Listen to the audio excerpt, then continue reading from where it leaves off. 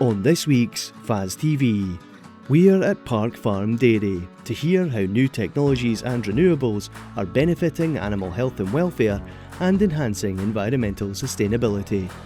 The Neilson family are progressive dairy farmers who've introduced robotic milkers, solar PV, a bottling plant and electric vans to bring fresh milk to a wide range of doorsteps and wholesale customers across East Kilbride.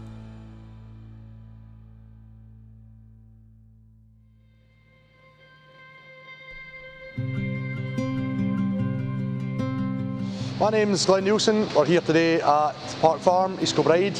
We're milking anywhere from 400 to 430 Holstein cows, supply Muller Tesco, and recently put our own bottling plant on, so about 50% of the farm's milk goes to my older brother, who retails the milk for us, doorsteps and coffee shops, ice cream, all that stuff. Run this place with my younger brother Grant. He's opened a gym on the farm last year, so he it's half his time at the gym and half his time helping me. Dad's still involved, and then we have 3 full-time staff as well on the farm side. Grew up here, been in the farm my whole life, always loved farming. Left school 2010 with the plan of getting a joiner's apprenticeship. So took a job here just until I found an apprenticeship. A year went by, finally found an apprenticeship, and by that point I fell in love with farming and thought I'm not wanting to do anything else, so decided I was going to stick around here. Loved it ever since, to be fair. Went away to New Zealand for a year, 2012. That was a real eye-opener, very different system, you know, low input, very weather dependent, very world market. You know, when I was over there, then Bovis scandal came out and milk price collapsed. China had stopped buying their milk, and I thought, you know, we've got a great thing in Britain. You know, all our milk goes to Britain. You know, it's a very safe market compared to other places in the world. So going over there and seeing what I would say some of the best place in the world to farm, and then plumbing for Lanarkshire, where it's 1.8 metre of rainfall, but we've got control. You know, that's a big thing I love about farming here, is as long as we get 6 half-dry days to put our 3 cuts of silage in, 4 cuts of silage in, you get by, you know, so that's a big appeal of this place compared to New Zealand anyway. So put the hammer down once we come home from New Zealand. That was when we started talking robots, 2017. We went for robots, first 4 robots, back end of 17, and then the next 4 in the spring of 18, and then that was us fully robotic after that. That was massive changes going to the robots, that full turnaround of staff. That took a lot. Really, everyone said we prepared for a hard year. We were fully 2 years of torture, sitting just about greeting, saying, what have we done? What have we done? Get rid of the parlour, and now I would not go back. There's no parlour in the world I would rather have than these robots. So push for the robots at the time was our Polish couples. We had 2 Polish couples with us for 10 years. We were 3 times a day milking, and they were talking to go back to Poland, so that was our main push, was who are we going to get to replace them? We're either going to have to drop to twice a day, which we didn't like the idea of, and I thought, I don't know if we'll ever find staff to replace them, so that was our big push, was we can keep that 3rd milking but lose the 2 staff members. So that was the real driver for it at the time. You'll get more information out of that than you would ever get out of a dairyman. You know, everyone, as much as a dairyman's eye is incredible, the data out of a robot, we'll catch a mastitis a day before a man would catch a mastitis, you know, so the earlier you catch a health problem, the easier treated it is. So we're Lely A4s, as I said, that was October of 17, so we missed the A5 by about a year, which will annoy me forever. That was kind of a 1-horse race at the time. As I said, that's a different story now. I think everybody's up their game. You know, when these come time to change, there's going to be 2 or 3 worth looking at, but at the time I think it was an easy decision to go Lely. I would say the cows were slow to adapt to the robots, to be honest. You kind of force them through for the first week, and then they go themselves after that, but some cows took to it, milking 1, and some you had to shoulder in and collect for 2 weeks, but generally once they got in the way of it, you know, there really is no stopping them. So some cows didn't suit. We culled quite hard. We probably culled a lot of cows out of the system. Cross teats was the biggest issue, you know, more than stubborn cows just not taking to it. Cross rear teats was our biggest reason for culling. It doesn't suit every system, you know. With a grazing unit, it takes a lot more adjusting. You know, I still think there's a place for a big parlour if you're a very good grazing farm and you get twice a day, but if you're on 3 times a day, that to me is a no-brainer. You know, you're used to the constant call of it, you know, so I can't say all robots are the way for everybody, but if you're 3 times a day already, I'd really struggle to see why you wouldn't want to be able to get that 4th, 5th milking. You know, the cows can fly. You know, we went from 32 was always our pinch point. Whatever we fed the cows, we could not get past 32. We're sitting today at 38. I've been up at 39. The potential that's in your cows can get utilised way more with the robots. So we are a heavy rainfall, heavy land farm here. Like, I always joke this should be sheep and trees, this farm, but we still keep dairying on it. So we are 4 cuts of silage, get the sheep on after 3rd cut, and then 4th cut's nearly a case of tidy up extra grass. I do not like relying on September silage. We put a lagoon up, that was a big change for us. 23 we dug a 4 million gallon lagoon, and now we're managing to utilise our slurry a lot better. We used to have 6 weeks of storage, so just all winter we'd be spreading slurry, whereas now we're hitting the summer with, you know, 4 million gallon of slurry sitting there. So our fertiliser use has dropped massively. We are doing 30 bagged units is all I'll put on a year. It's 100 weight in the spring, and that is it. Everything else is 4,000 gallon of slurry between cuts, you know, so that alone has been incredible. You know, the savings in fertiliser has been outstanding thanks to the lagoon. No, I think going forward, all the experts can say multi-cuts, cut every 2 weeks if you want, but I'm not going to be doing it on this farm. We got away with 5 cuts last year, and that was the first ever, and I'm thinking it will be the last ever. That was an exceptional year for growing grass, but I think suiting our land type, 3 or 4 cuts is what we're going to aim to do.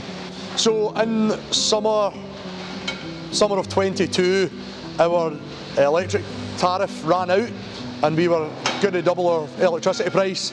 At the same time, the dairy was expanding. They were using a lot more electricity. These robots use a lot of power, so that really got us going down the solar route.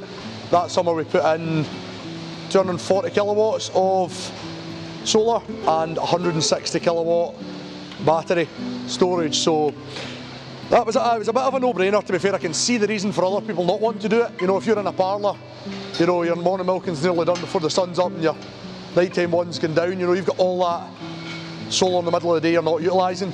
You know, as I said, our sell back tariff, I think we're 5p a kilowatt hour sell back, you know, so like if you were to pay it purely on selling it back to the grid, that's a long payback, whereas between the dairy and here, we are running all day during peak hours of sunshine, everything's still motoring on here. So yeah, we're expecting a 6-year payback, to be fair, with how things are going. Obviously electricity prices can back down after, you know, it would have been a lot quicker payback if it stayed up there, but I'm glad it's come back down. So yeah, we're on target to a 6-year payback.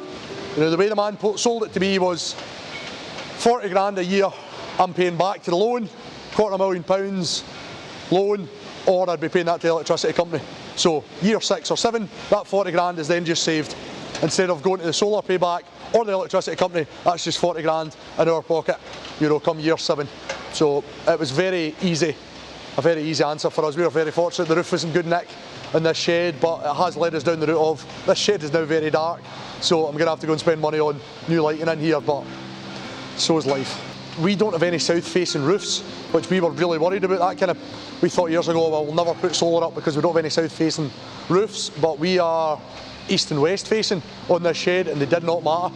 It was a tiny percentage of difference from south facing, and it's sitting up there doing nothing. If they said to me, we're going to need to take 3 acres to do it, I might have hummed and hawed and went, 3 acres I could really do with that, you know, but it is up there doing nothing, with the exception of blocking the air, the skylights. There's absolutely no harm in it being up there, so no, that's worked good. Every year solar panels are improving, you know, they seem to be getting better all the time, but as I said, you really need to look at your own usage. If you are hoping you'll pay them back through selling it, you're not going to be paying them back within 20 years. You know, you really need to be utilising your power yourself to justify it. We had looked down the route of a windmill and could not get planning for it. Actually had the windmill on farm in the hope that they would want to shove it up here, but could not get planning for it, permission for it at all. So that kind of forced us down the solar route. We're running 4 electric vans now, which tie in very nicely with nighttime deliveries. You know, those vans come back at 7 in the morning, plug in, sun comes up. You know, so we charge them through the day on free electric, you know, solar electric, and then at night they've got to use up all their battery and then plug in the next day. So it's a very nice story for the dairy point of view, and it's a very cheap van to run. You know, with the exception of tyres, you know, there is just about no running cost. It's free. You're filling them with free power. I think going forward, I'll let Ross talk a wee bit more about that. I think we'll just go more and more electric vans, you know, because they tie in so nicely with the solar.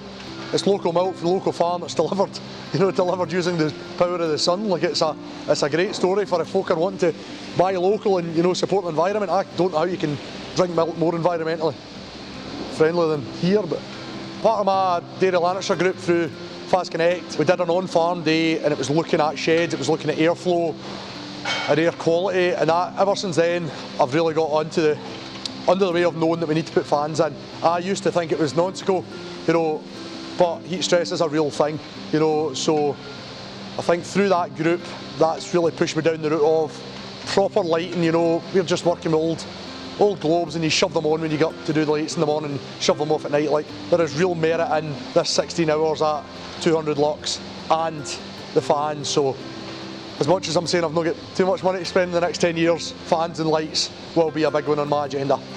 I don't have any huge 10-year plans. I feel like we've got the infrastructure here. Robots will need change.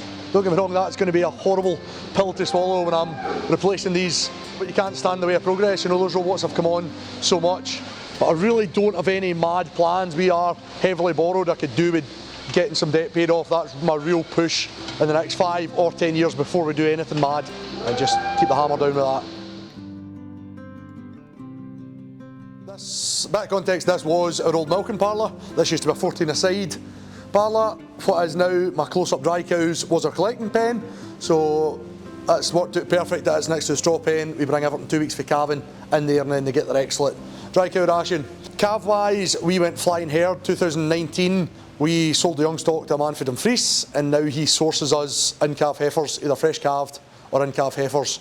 So that's worked out great. We don't need to accommodate them until they're coming to calve. Flying herd basically is you breed everything to beef and we buy in all our replacements. Instead of breeding that calf as a Holstein and then we would need to keep that calf for 2 years, feed it, get it in calve it, we can then let somebody else take that calf off the farm. As I said, it means we don't need as much land, we don't need as much men, we don't need as much shed space, and we just buy calves, either cows fresh calved or just about to calve. So they are coming in calved to Angus as well, so everything we have on farm is Angus.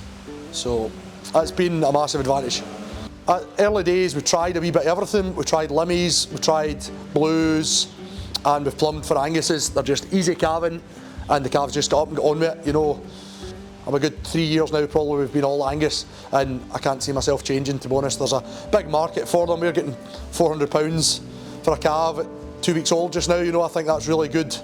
So this is generally about as many calves as we'll have on the place, which is great for the fact that he'll come in every 2 weeks, we'll have a destock, we can clean, we can sanitise, we can, as I said, keep things really clean. We used to always be like calf out, power wash, calf back in, and that's not good for calves, so we can be down as little as 2, 3, 5 calves, which is great. Keeping our own Anguses, we're kind of creeping that up to keep our BVD status clear. So like, as our young stock, we'll blood sample them and then that'll keep our BVD status clear, so we need to do 12 calves every 6 months. So that was where it originated from, keeping them, and then we realised this is actually a great wee earner. If we can keep 60 a year and sell them off the field in October, at £1,200 a pop, it's a lovely cheque coming in for very little work. They get the shoulders of the silage pits and then they get paddocks that we couldn't use for silage anyway. So if we had more land and more shed space, I'd be creeping that number up. I think that's a very, very good side of the business, but it's not going to justify building a shed for. So with pen sizes, we find 3 works really well. And then again, we have enough space you can isolate single calves, but generally we'll have 1 or 2 a day born, so it works out. They're never in Memdy older than 3 days next to them, so that works out absolutely fine.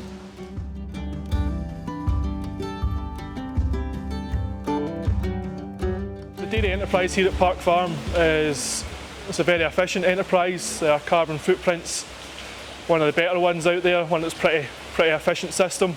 It's quite a forward-thinking system here. The family are quite forward-thinking. They're very willing to invest in things as they see as the future, or things to kind of increase the system's resilience.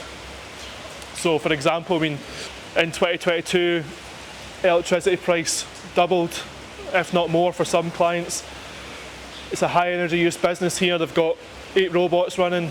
They've got the robotic scrapers, they've got robotic silage pushers, and they've got the the dairy as well. So a big high energy use, so I mean, it's going to be quite challenging to get through that, to deal with these increased energy prices. So I mean, having the solar panels, using a shed roof to generate their own electricity, you know, it's a no-brainer. It's kind of insulating them from the effects of these kind of outside influences that can affect the profitability of the business. So if you're a farmer thinking about putting robots in, you've kind of got to first of all consider your contract. If you're on a contract which requires the cows to be grazed for a certain number of hours or have a certain amount of their diet to come from freshly grazed grass, it's pretty challenging. It's pretty challenging to have robotic milking systems in a grazing scenario. There is some people do it very effectively, but it's challenging. It wasn't possible here for the number of cows they've got and where their land is and where the steading is. It just wasn't going to work. The next thing you're going to have to think about is, well, your milk. Again, thinking back to your milk contract, you know, you're going to have an increased milk output. You're going to increase your milk production. If you have robots, is there a market for that milk? Are you going to be able to sell it? You know, if you're on a restricted contract, maybe going to robots. Well, if you're going to go to robots, you might have to think about dropping your cow numbers a bit. But certainly robots are a great tool. When folks started first using automatic milking systems like robots, we thought it was going to be a great labour saving. I think a lot of folk haven't really found that. They haven't found there's been a massive labour saving. What it is though is it's probably easier to retain staff. Staff are doing more exciting work instead of sitting and standing in a parlour for hours a day. They're walking about through the cattle, they're pushing up cows that haven't been to the robots as often as you should have been. You know, it's maybe just a bit more satisfying, a bit more interesting.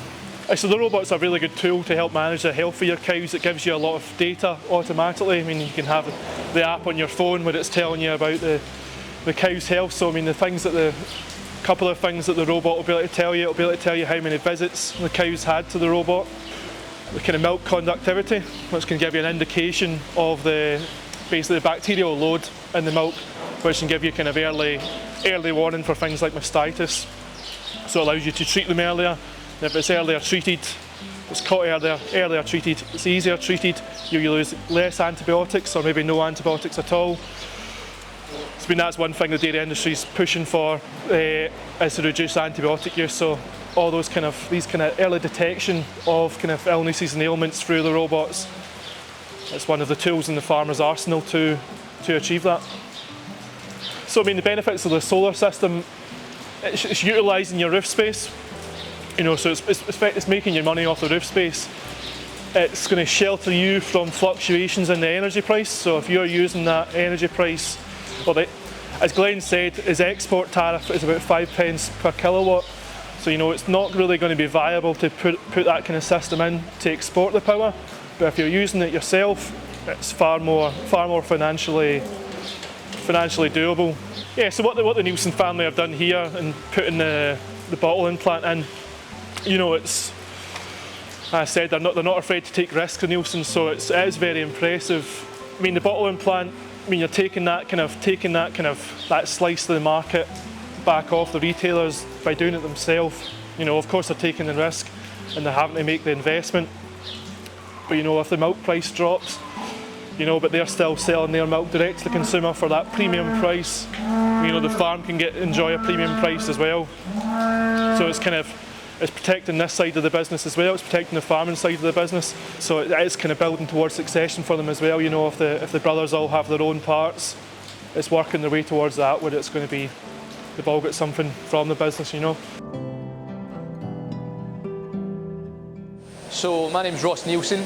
I'm the oldest of 3 brothers. I came into the farm sort of 3 or 4 years ago, and we built this dairy that you can see behind me. And the idea of that was to retail our product to the public. So after sort of speaking to my brothers over the years and speaking to my dad, we wanted to add value to the product. We knew that what we were doing here was a good product. We had a good herd of cows, we had a good product that we could sell to the public. We just didn't know how that would look. So when we looked for options to sell direct, we realised, speaking to different people, we would have to build a facility to be able to pasteurise milk and bottle it, and then ultimately deliver it to the local consumer. So we built the dairy, took about 2 years to build, to go through the planning stages and figure out what kit we needed. And then we launched in summer of 2022, so we're 4 years in this year. And business has grown so that we do a mix of doorstep deliveries and wholesale deliveries. So every week we do about 3,500 doorstep deliveries and about 400 or 500 different businesses, which could be from offices and factories to hotels, restaurants, ice cream manufacturers. If you start the day at midnight, we've got the doorstep delivery vans come in here at midnight. They get loaded up with milk to go out and deliver to local customers. So every van will go out on a Tuesday and Thursday and do one set of customers. That could be anywhere between 200 and 300 customers. And then on a Tuesday and a Friday, they do a different set of customers. We've got 3 or 4 wholesale vans come in at about 4 AM, and then the dairy team in this building come in between 5 and 6. So all of the milk goes out before the dairy boys start, so that when they come in, the fridge is empty, and they'll then process the milk to fill it again for that day. So the boys that come in here, they'll start by drawing the raw milk over from the farm, pasteurise it into the finished milk tanks, and then through the day we'll bottle it into glass bottles, plastic bottles, and various sort of wholesale containers. And then what you can see just now, they're just washing up at the end of the day, and it all starts again from midnight. So there's a few wee things that when we started the business, you obviously want to find a USP in the market, and we managed to carve out a couple of wee differences. So we deliver our milk in a glass litre bottle. So it's a bottle that was traditionally used for vending machines, and to me that kind of signifies milk from the farm instead of your more traditional pint. So we do that for the doorstep customers, and then we collect them and wash them and reuse them. And then for our whole milk, our blue top milk, it's not standardised. So for supermarket milk, you have to have a particular fat level to call it whole milk. It needs to be sort of 3.5%. We don't take any of the cream out of our whole milk, so ours goes out at about 4.1%, and the consumer notices a difference, and we get really nice reviews that it's a creamier, thicker, more tastier milk. Yeah, the location where where we're farming is not far from the outskirts of East Kilbride, so within a mile we're into one of Scotland's biggest towns, and obviously when we were setting up the business that was a big consideration, to know that the market potential is there. There's not many places better suited in Scotland to do this, and because all of the milk we deliver comes from this farm, it means that we're not having to buy in from other sources. So where the milk is produced and distributed, you're never racking up a huge amount of food miles. So when we first started, sort of day one, it was me and my brothers were helping and our partners were helping, and there was just anyone that was available would sort of pull them in, stick a hairnet and a white coat on, and we'd bottle all the milk, and then go on the spreadsheet, see who'd ordered milk for the day, put it into a run list and manually route where the van was going to go, try and get a kip and then go out and actually do the deliveries at sort of 3 in the morning. And it was all quite exciting at the time, it was new and there was a buzz about it, but you can only do that for so long before you kind of burn yourself out. And quite quickly I realised that I needed some help. So first employee was somebody who could help us run the dairy equipment, because there's quite a lot of rules and regs that you have to comply to. And then quite quickly after that we brought in a van driver, and it sort of spiralled from there. So I was quite naive when we started. I thought I would manage to do quite a lot of it just with a few hours from friends and family, but within a very short period of time we had quite a lot of staff. So as a new business, taking on staff is quite a big cost and it's quite a big responsibility, but within year one I think we were up to about 12 staff. Year 2 we were up to sort of 20, so it was basically every month that we were operational we brought on a new staff member. So we're sitting now, we've got about 30 staff just now, and one of the big things for me was being able to put a team into the dairy, so that meant I was sort of on a more admin role and I could go develop the business without having the hairnet on myself or being out in a van. And only recently it would be if a driver didn't turn up at midnight, it would be me that gets a phone call to go and cover that run. So we've only recently put a manager in charge there that he also manages that team. So I've not had the midnight phone call for a wee while, but not to say it won't happen again, and I quite enjoy it when I do it, but the problem is if you go out at midnight, you do a delivery till 7 AM, that's the driver's shift finished, but that's my day just starts. So I sort of jump in the office and then it's another full day. So just being able to spend my time on the more important stuff, like actually developing the business, has been a bit of learning curve, bit of trial and error, and also just growing the business to that size where you can accommodate management wages to put the people in these positions. And then 2 years ago, I brought on a managing director just to do that sort of top level stuff that I was getting a wee bit thin on the ground as well, because I'm still dealing with vans that are broken down and interviewing staff, so having somebody else that's still keeping an eye on the finances, that was important as well. Yeah, so the relationship between us and the farm works really well. We're only producing about 40% of everything the farm produces. So the farm still has a contract with Tesco via Muller. So on a processing day, we'll pump across what we need for the day's production, and then Muller come and collect the rest. And having that balance is really important for us, because we are not at a scale, we maybe will never get to a scale where we are using all the farm's milk. It's quite nice that we can pick and choose how quickly we grow, but you've still got the Muller contract there to take the rest of the farm's milk.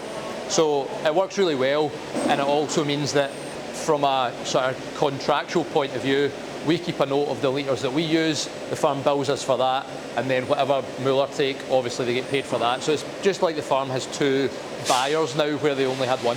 In here we do produce just milk and cream. The cream market is quite a big one, so obviously for every litre of semi-skimmed or skimmed that we produce, we make double cream. We were really fortunate to win Best Cream in Scotland award a couple of years ago, so the demand for that went up, but we've only got a limited amount of cream. So balancing that can be quite tricky. And then we also look to produce our own juice. So when you've got all the kit to bottle milk, you can also make apple juice and orange juice. You buy a concentrate, you mix it with pasteurised water, and then you put it in a glass bottle with a foil cap, the same as a pint of milk. So we produce that for other milkmen and things like that as well, just as another something that when you're going to a customer's door, you want to leave as much as possible to get the average spend up. So we do the milk from here, we do the apple juice and orange juice, but then we also, our ethos is to always buy in from a supplier that we know shares our benefits. You know, they can trace where the foods came from, food miles, sustainability. So we buy free-range eggs, for example, from Corrie Mains in Ayrshire. We buy milkshakes from another dairy who we know use whole milk to make the milkshakes, no thickeners or anything. Oat milk from a Scottish company that only use Scottish oats. So buy honey from a guy in East Kilbride. So everything else that we put out, we try and have a bit of a story to, so that the customer knows that they're buying it and it's supporting somebody within the kind of local ecosystem, I suppose. I suppose when we looked at the business model to do the doorstep deliveries, part of what we're trying to do is tell people that all the milk we deliver from our cows that are across the way. So it's only been pumped sort of 20 metres before it's put in a bottle. It's a glass bottle, so we'll reuse it. And then when you're delivering an electric van that you've charged from energy that's been generated on our roofs, you're trying to just sort of shorten that supply chain. You know, you're not using fuel, you're not using unsustainable or single-use plastics for packaging or anything like that. So our carbon footprint to operate this business is as low as we can be, and we're always looking at ways to do it a bit better. So the next thing we'll look at is how can we sort of better use of water, for example. So you see in the background the guys are washing everything down. If we can harvest wash water to then do pre-rinses and things like that, there's a wee bit of clever thinking can be done there as well. But as a farm, with our sort of slurry storage and renewable energy and batteries and electric vehicles, I'd say that the carbon footprint to produce a pint of milk on this site will be as low as anywhere else in the country. And we're trying to make it better where we can. The next big thing from Park Farm Dairy point of view, certainly from our point of view as a production facility, we've got a bit of capacity still to grow. We've just been fortunate enough to win our first public contract, so we're about to start supplying Glasgow universities and colleges. So that will be a nice wee sort of a nice relationship that we can tie in with them and hopefully do a bit of promotion round about that. And again, we've won that because they wanted short supply chains and traceability. So that's a bit of volume that we're looking to grow. We're talking to other partners about potentially bottling milk, you know, whether that's for a barista market, for the coffee shops. We can do these things as well to try and make sure that every coffee shop in Glasgow has the shortest supply chain possible. So that's kind of the next thing is for us just to keep doing what we're doing, try and promote the milk that we produce. So I think the purpose of Park Farm, obviously usual sort of story with a family dairy farm, it was my grandpa's farm, my dad took the business on. It is kind of pride that all of our family have worked really hard to build a good herd of healthy cattle, a nice place to live and work, And now with the dairy as well, we're trying to sort of push that into the community a bit, where people can, you know, we get a lot of people walking past, cycling past, driving past. These people can now buy the product straight from us and sort of feel like they've got a wee part of it as well. You know, the name of the farm's on the bottle, so every time at breakfast time people are going, oh, that's the place that I get my milk from, and I know that they've got a gym, and all of the wee bits that we do, it's pride in what my dad and his dad built, you know, because we produce a product here that we're happy to share with people. We know it's a good product and we want to provide a good service as well.